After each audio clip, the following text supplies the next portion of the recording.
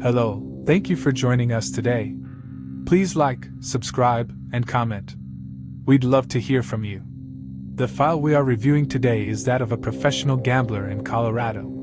This person structured his highly successful gambling operation as an S-corporation, and whether that S-Corp paid the owner reasonable compensation in tax years 2019 and 2020 for services rendered that are reasonably commensurate with industry norms.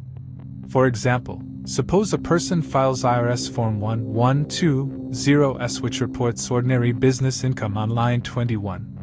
In that case, it will be systematically routed to the IRS Employment Tax Operating Unit for audit consideration if line 7 officer compensation or line 8 salaries/wages is blank.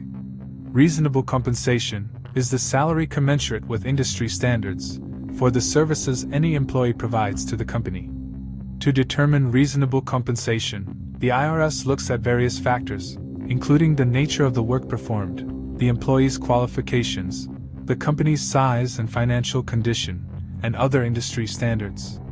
In 2019, the owner received $127,200 as compensation for services and $2,234,665 in ordinary business income.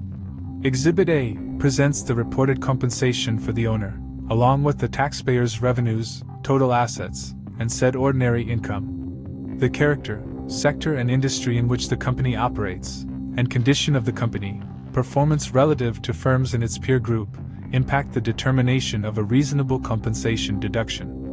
In 2019, the taxpayer realized an ordinary business income of 93.2% on the filed return, and 91.88% from revised figures provided during the audit, compared with the median profit of 23.3% at companies in the same industry as the taxpayer. In 2020, the taxpayer realized an ordinary business income of 92.8% compared with the median profit of 15.6% at companies in the same industry as the taxpayer. The taxpayer's ordinary business income for both years is significantly higher than the median industry profit. The taxpayer did not use comparative analysis, formulas, or guidelines to determine the reasonableness of the compensation reported by the owner.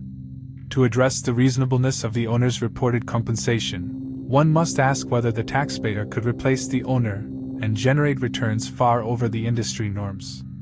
In 2019 and 2020, the taxpayer had significantly higher profitability, ordinary business income, relative to the in fact, the taxpayer's performance was several 100% higher than that of the industry. Normalization of the taxpayer's financial performance to align with the industry would provide a reasonable estimate of market compensation for the owner. The reported compensation deduction for the owner is understated for each of the 2 years under audit.